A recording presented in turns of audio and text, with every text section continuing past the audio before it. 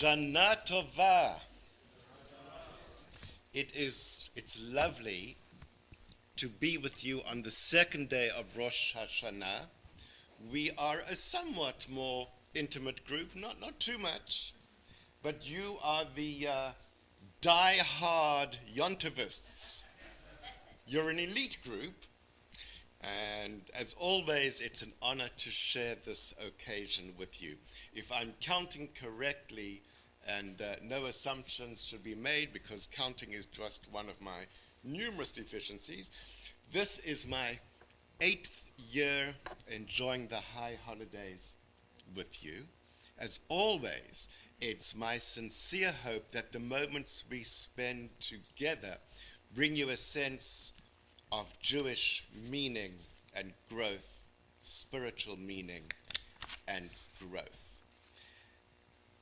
Yesterday, we addressed some particularly difficult issues. The first day of Rosh HaShanah is an opportunity that most or many rabbis take advantage of to address the big issues.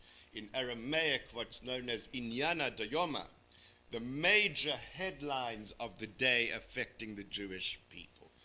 The second day, we have, in the time that I've been with you, we've often looked at the Torah readings on Rosh HaShanah and how they speak to us.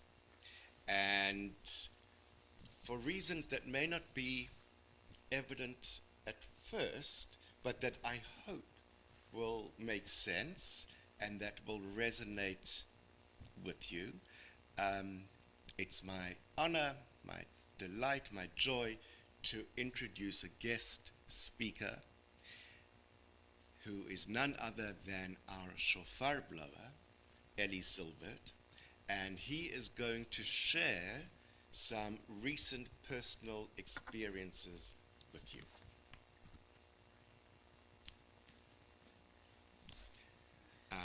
At the invitation and suggestion of Helen Cashton. Helen, I hope you're watching. Hello. And where are you on that? You got them? Somewhere here. Okay. I don't know where they go. Here they are. Yeah, excellent. You know, you could have also said that on your favorite son, but we won't talk about that.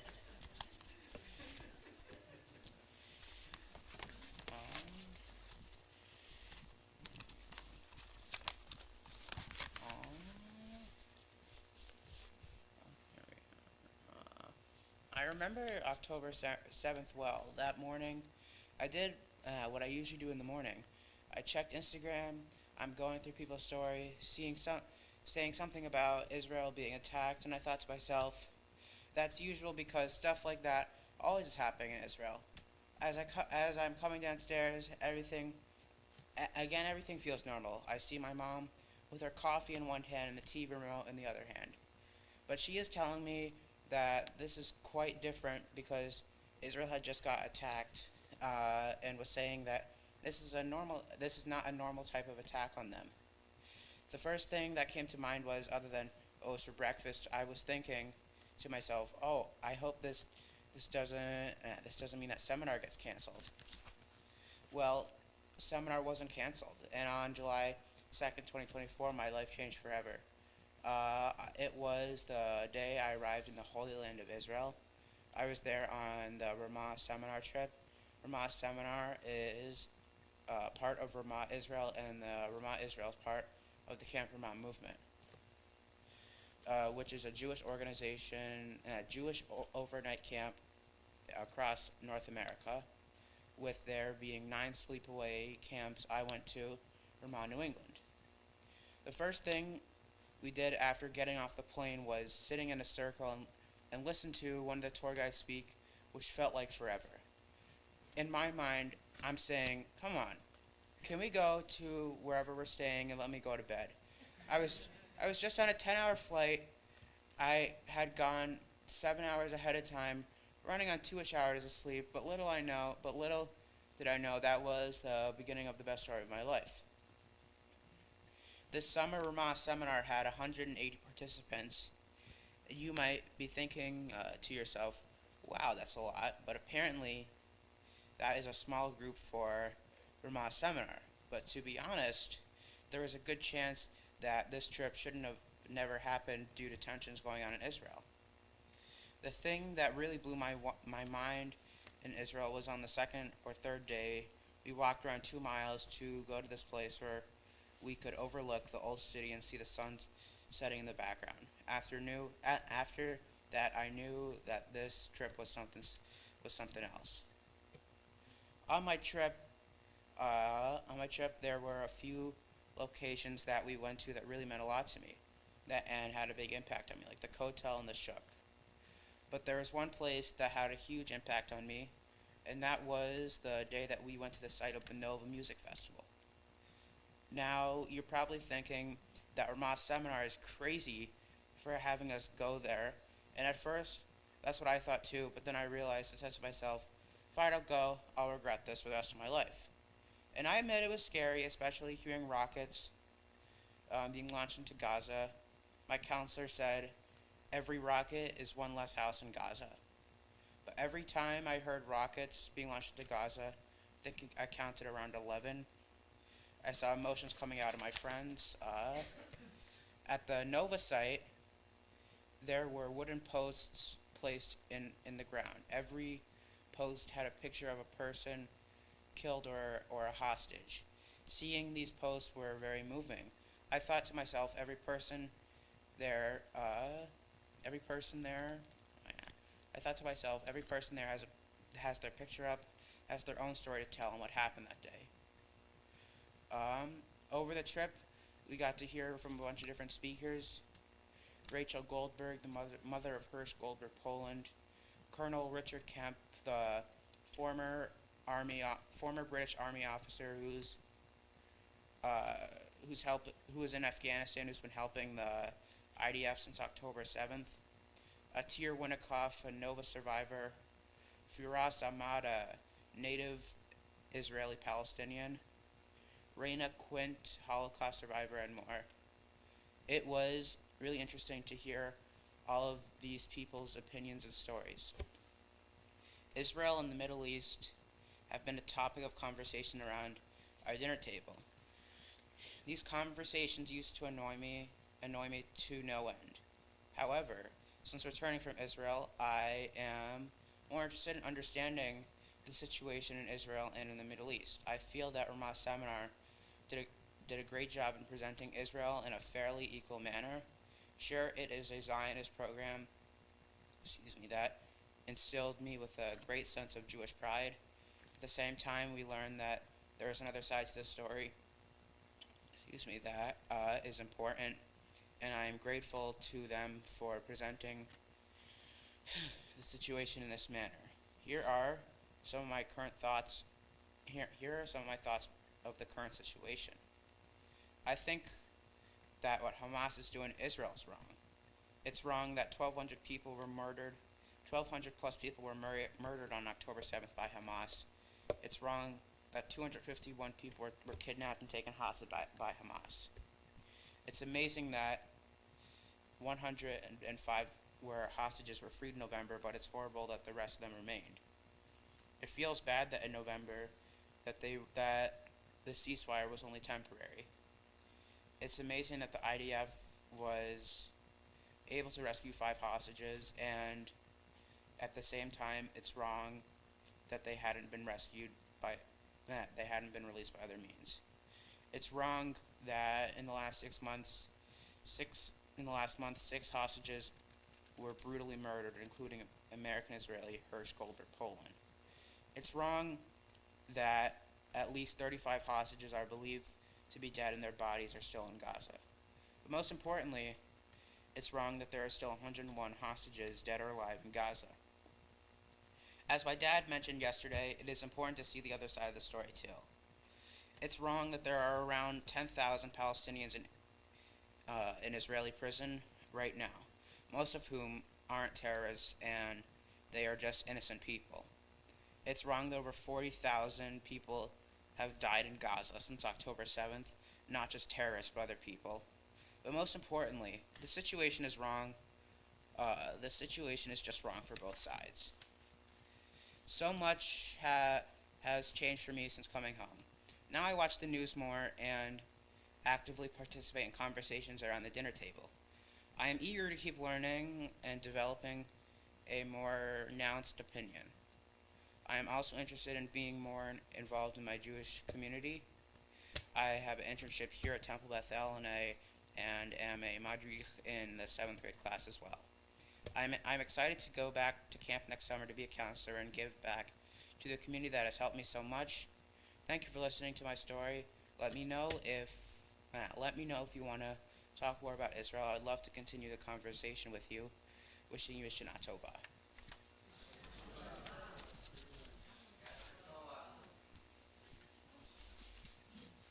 No, no, no, no, no, no, no, No, no kisses, don't worry.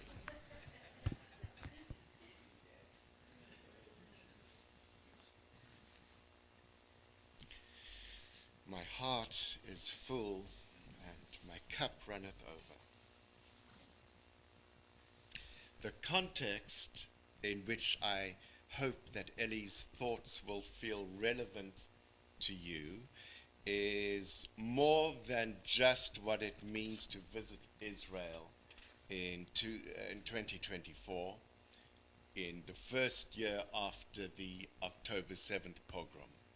For me, his experience is connected to Akedat Yitzchak, the story of Abraham's offering up of Isaac to God, which we read on the second day of Rosh HaShanah. Ellie's narrative, my opinion, adds to Torah, and he is just but the latest link in the Jewish people's relationship with this Torah and with this story in particular, and certainly with others. I realize it might sound a bit extreme at first, given the nature of the story of Akedat Yitzchak, the offering up, potentially of sacrificing one's child, but I hope that it will make sense and will resonate. In this episode of the Torah, which many of us are familiar with by now, Abraham is tested by God when God asks him to offer up, not necessarily to sacrifice, although that's a reasonable deduction, but Abraham is asked to offer up the son whom God had promised would continue his legacy. We as readers, we as Jews, as contemporary Jews, struggle with this story, and we're not alone, because throughout the ages, our greatest sages, our modern scholars, have all struggled with this story. Contemporary scholar of the story, contemporary reader of it, is Rabbi Alan Henkin of Beverly Hills, California, who wrote, "My own response to this terrifying story is one of profound awe at Abraham's willingness to sacrifice his son on God's behalf. I don't just mean his willingness to sacrifice his son. I mean his willingness to sacrifice himself. Abraham's Judaism is not necessarily an easy path, yet he assents to it, moving beyond the conventions and aesthetics.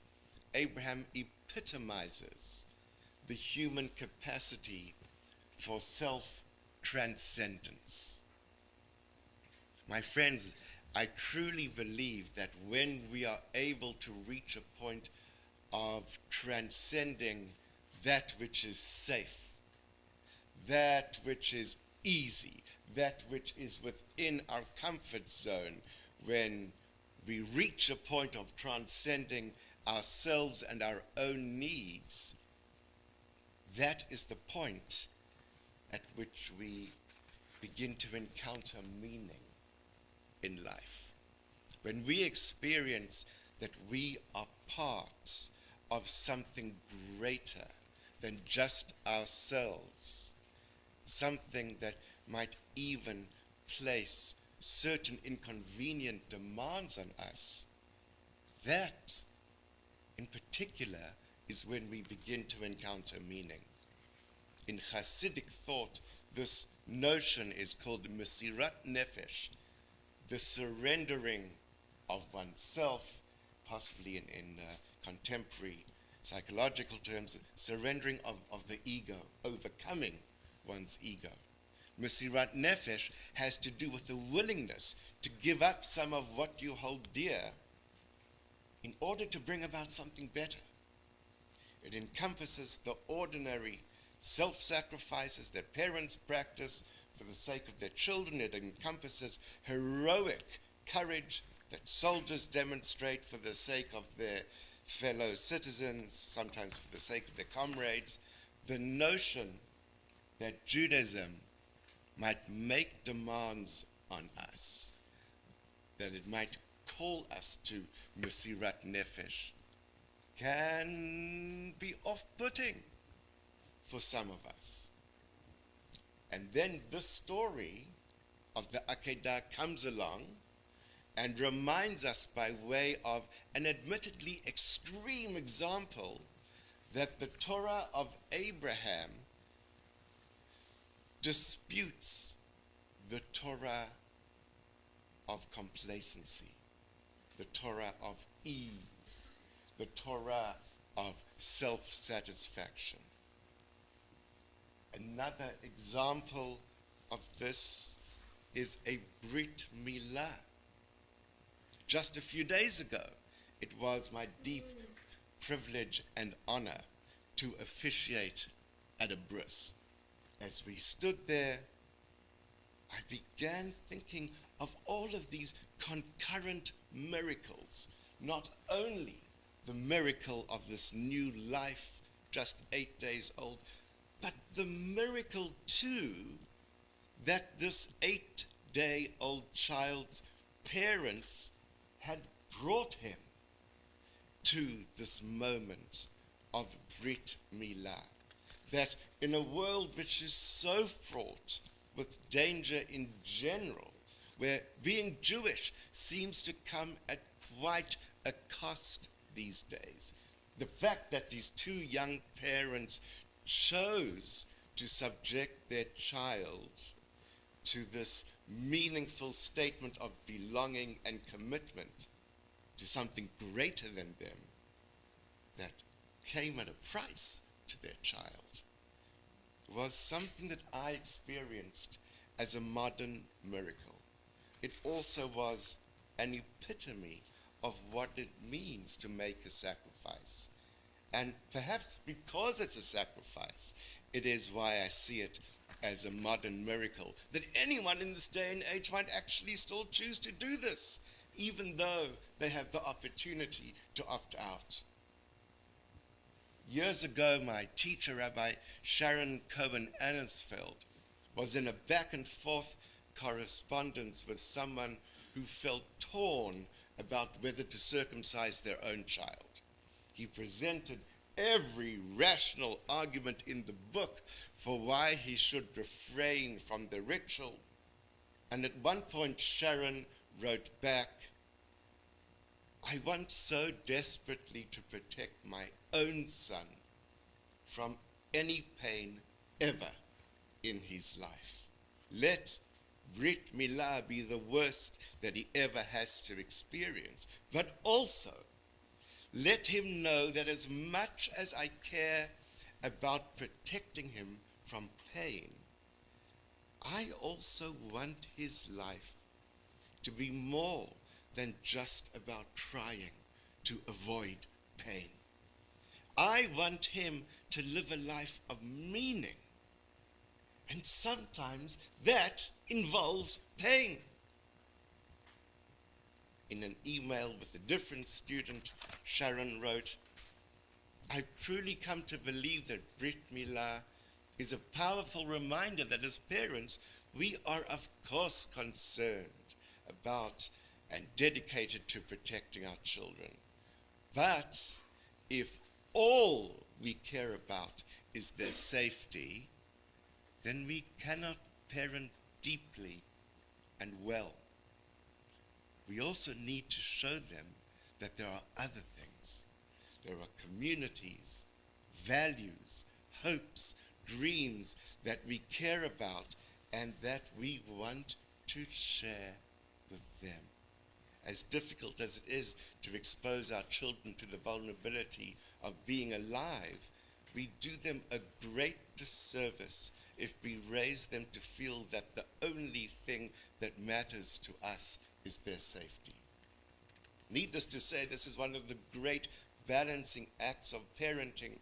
And if we intentionally put our children in harm's way, we're being irresponsible or even cruel. But for me, Brit Milah was a strong but ultimately contained and careful gesture that spoke to my profound desire to live in relationship with the sacred tension at the heart of parenting, which is protecting my children, but also taking the risk of caring about things beyond just their physical safety, like connecting them to a life of meaning and purpose.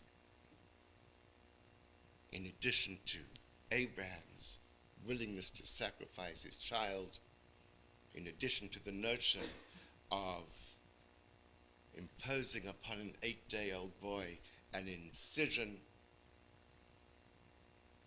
all for a sense of faith and connectedness to something greater than us, I offer you the notion of sending a child into a war zone for a summer trip so that he may be enriched by this experience of what it means to belong to this people who are going through this ordeal at this time. And so my question to you, this Rosh HaShanah, not meant as, well, this is what I've done, so what are you going to do?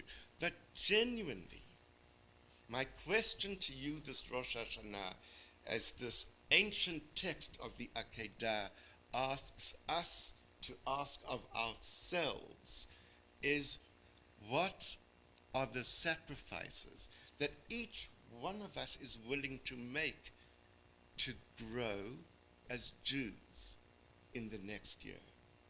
What are the inconveniences, if need be, that we are willing to endure in order to significantly, meaningfully ramp up the sense of meaning that we derive from being Jewish, in order to increase our connection to this greatest sense of greater than ourselves?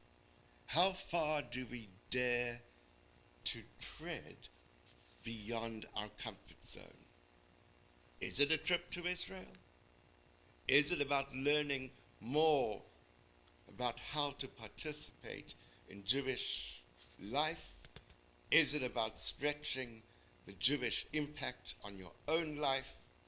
Is it about making a commitment to grow in a particular Jewish area of your choosing? I can assure you, no one is asking you to sacrifice your child. But I'm certainly suggesting that you stand to gain and benefit from sacrificing a bit more of yourself. Really, Shana Tova.